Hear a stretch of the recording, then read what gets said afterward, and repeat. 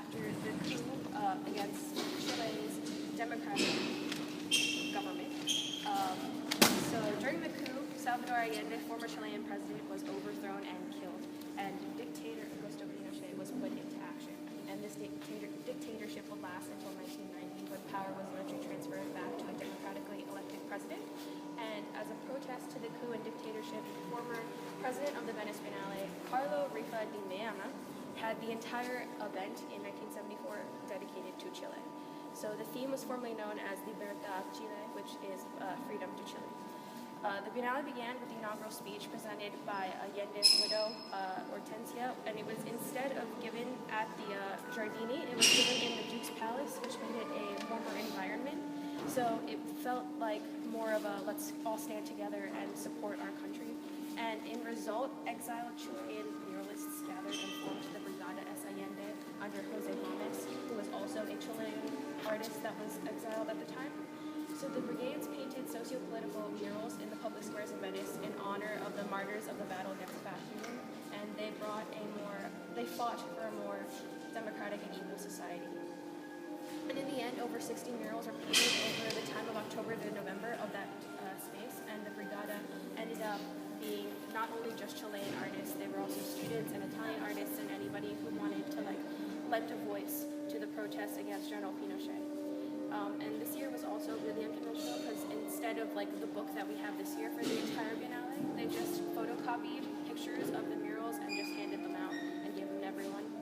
So with the strong sense of politically motivated work in 1974, it's appropriate that this year Alfredo Jaar, who's Chile's representative, is the artist of this year. So he's a Chilean-born artist, and he currently resides in New York and has been living there since 1982. And he wasn't educated in art, but instead was educated in film and architecture, which is why he uses a lot of mixed media stuff. So aside from showing at the Biennale, Jaar has also represented Chile at the Sao Paulo Biennale and has been to Documenta twice.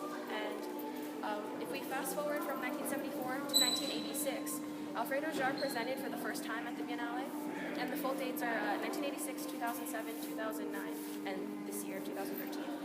And in 1986, curator Aquilo Bonito Oliva invited Jaar, making him the first artist from Latin America to be properly invited, and not like an entire country, but just a person, to present Venice. And he recalled on this experience to be significantly less international as it feels right now. So he actually said that at the time, an international exhibition meant a few Americans and a few Germans. And then he said, African artists, forget it, 0. Latin Americans, 0. Even some European countries were not represented on the world stage. India, China, unthinkable. So in effect to his 1986 experience, you can kind of connect it to this year's exhibition, which is Venezia, Venezia. And that is because Venezia, Venezia starts off with this lightbox image of an Argentinian artist named Lucio Fontana, who returned to his studio in Milan in 1946 after World War II. And after that, you're kind of led up towards this giant display, and as we know, it's a 1/60th scale of the entire Giardini with the original 28 foreign pavilions.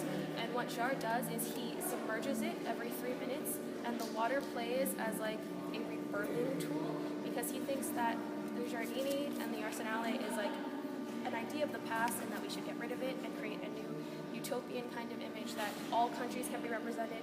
Because just because there isn't a country in the Arsenale or the Giardini or even in the city doesn't mean that it doesn't have art, and that all art around the world should be represented no matter what their capitalist or capitalism state is. No matter where it is, if it's just in a corner somewhere, it should also be represented. And I thought that was really cool.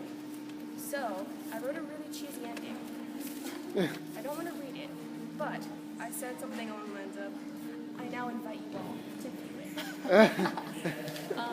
But second thing is that Venezia Venezia is curated by Madeline Gritzenstein, the Pritzker director of the Museum of Contemporary Art in Chicago, and she's worked with Jaar for over 2 decades and curated his first international event.